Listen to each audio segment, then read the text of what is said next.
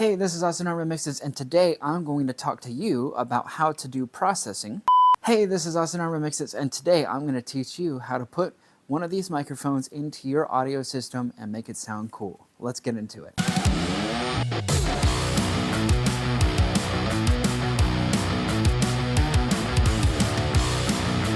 Now, if you've been in the church for a little while, or if you've been in a theater setup, or just a live conference on stage, you have probably seen or used one of these Headworn mics. Each one of these microphones has slightly different characteristics, and therefore they become very difficult to deal with in a live sound situation. Now, this video was requested by one of my viewers, so I'm happy to deliver this video alongside one of my all-new cheat sheets, which teaches you a step-by-step process on how I actually do all of my processing. You can see that link on my Patreon below. Now, each and every single one of these microphones has to be worn, and it gets shaken around, which can cause all kinds of issues while you are using them. So one of the most common questions I get is, Austin, my microphone is popping. What the heck is wrong with it? Well, let's just talk through a couple of basics about these microphones. As you can see, mine is already tangled here, which is great. This is a Sennheiser Headworn microphone. It uses a proprietary Sennheiser attachment here on the SK100G4 belt pack. This microphone sounds really good, and we use it for our microphone rentals. And also, it is very flexible because it can be taken apart like this, which is very useful for actually untangling said microphone, which I'm going to do right here with you live. This was not a part of the script, but this is a live recording, so we might as well roll with the punches. Now, what makes these microphones so particularly difficult to deal with is that the microphone itself can come apart.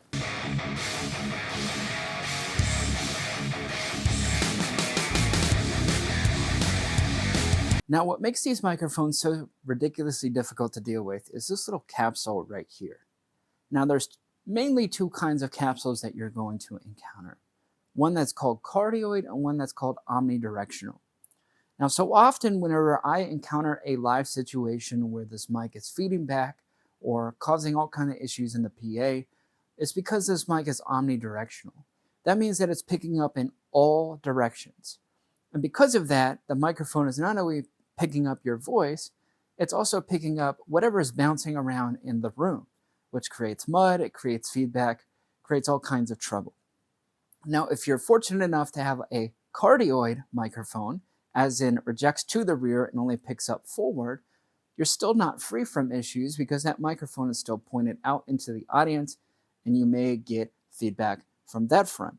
So how do we actually deal with this? Well, one of my top tips for you in processing a Headworn microphone like this is, first of all, let's get it right at the source. So I'm actually going to put this on and set our little belt pack aside here next to our Penn Audio Studio monitor on sale right now. Now, when I put this on, what we want to do is we want to make sure that we get the microphone in the right spot. Okay, this is years of trial and error on my part, and this is the system that I use to actually get this mic in the right spot every time. Imagine if somebody put their hand over their mouth like this. Okay, you want the front of this mic, to be adjusted to the point where the front of this mic here is in line with the hand. So as you can see, this is too far back. Now, if we're too far back, we're not going to get enough headroom and it's going to cause feedback. If we're too far forward, the mic is going to sound really bad. And if you have a cardioid mic, you're not going to have any headroom and going to get feedback.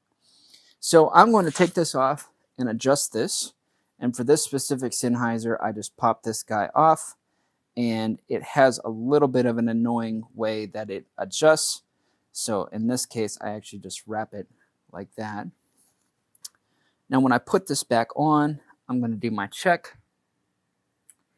And that is just about perfect. And for the purposes of this video, we'll go ahead and move on, but you get the idea. Now, once we're adjusted, we'll go ahead and reconnect to the mic. And now I'm going to take you through how I actually process one of these microphones. Okay, let's take a look at our Allen and Heath QU16. We have an all new overhead shot here, so you can really see what I'm doing with the desk. And just so you know, behind the camera, I have a Penn Audio Studio monitor pointed at me, outputting what we're hearing here.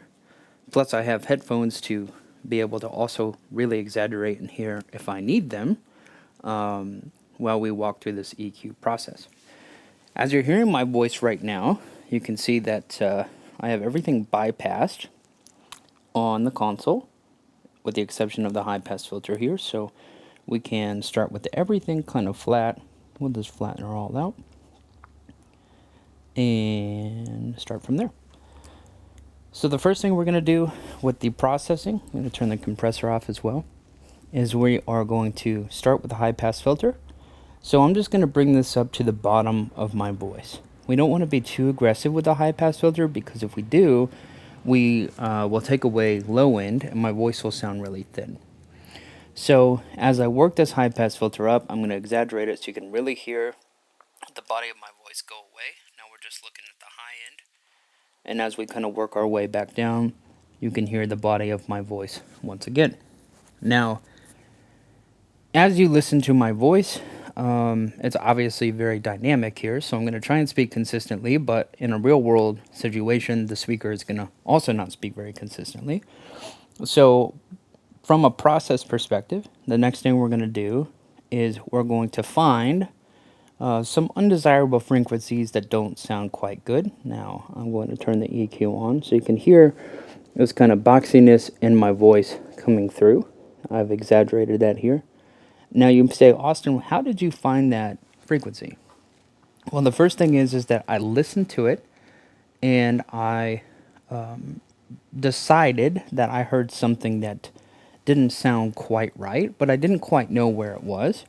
So the best thing to do there is to boost and then just kind of scan around until you find something that you don't think sounds quite right. Somewhere in here, and see, I was just a little bit off there. And I'll just dive that out. And now once I've done that process, it sounds much more kind of natural, and then I can skinny it up or widen it out depending on what sounds the best. Now, commonly on a vocal mic like this, a Headworn mic, I tend to find myself really destroying the sound from an EQ perspective. Don't worry so much about what the EQ looks like. Worry a lot more about what the mic sounds like. This is not a game of the prettiest EQ. Nobody cares what the EQ looks like. What they care about is how it sounds. Okay? I still hear quite a bit of boom in my voice, so I'm just going to kind of correct for that. What you'll find is that in the low end area, especially 200 hertz and below, that's going to be very problematic in any decent sized room. So you're going to want to take care of that accordingly. And then finally, this kind of 1K area gets pretty gross whenever you cut all of your lows out. So in some cases, I will also take that out. Now with this EQ setup, my voice is sounding very crisp, which in an ambient space would be very important. Whereas right from your headphones, if you're listening to this on headphones or a basic speaker, it may not sound quite right to you. But what's important is that when you translate what I'm teaching here to your space, that is where this EQ approach is really going to shine. Next, let's take a look at the compressor. If you want a deep dive on the compressor, there is a video on my channel. And let's work to dial in the compressor. Now, the compressor helps you to control the dynamic range of the voice. You can see as my voice bounces around, I can speak really quietly, or I can yell into the microphone. And as I am dynamic, the amount of signal coming into the console changes, and also the amount of signal obviously going out changes. Now, from a listening perspective, it can become tiresome for the audience to listen to a vocal over the long term because of the variations in amplitude.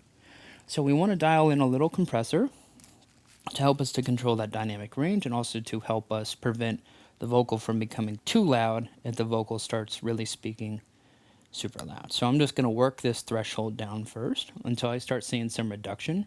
You can hear the compressor start to bite there. Now what I want to do here is I just want that comp to just start kissing whenever I really get loud and into the mic. But if I'm speaking normally, I want to try and avoid compressing too much. So I'm just going to dial that back up. There we go. Now, if I really speak loud, it's digging. But if I'm just speaking at a normal voice, it's just catching the ultra loud syllables in my voice. And from a ratio perspective, we're at a 4:1, which is controlling my voice pretty nicely. And if I find that I'm getting too much kind of bounciness or too much pumping like this from the comp, I can always give myself some outgain, which will help to correct for the reduction happening in the vocal. Now, in this case, outgain is less important because I'm only using the comp to actually control the high-end amplitude of the voice. So in this case, I'm going to leave the outgain at 0. Now, attack, I have right now at 4.6 mils. That's just below the 5 mil threshold of where it will be perceptible to the human ear. I don't find that the compressor is particularly squashing the sound too much, so I'll leave that there. Now, from a release perspective, generally on a spoken vocal, I'll try to be around 100 to 150 milliseconds on the release. This just helps to control the vocal sound by limiting how quickly the compressor reopens after it engages. 150 is going to be a little bit more musical, whereas 100 milliseconds is going to be a little bit more mechanical. Now, what I mean by those two is that musical is going to sound a little bit more natural to the ear. Mechanical is going to give you better control. This has been Austin Harman Mixes, walking you through how to process a vocal microphone. I sincerely hope that you enjoyed this video. And if you did, go ahead and leave a like, subscribe to the channel, and leave a comment about what you learned. And I can't wait to see you in the next one. God bless you.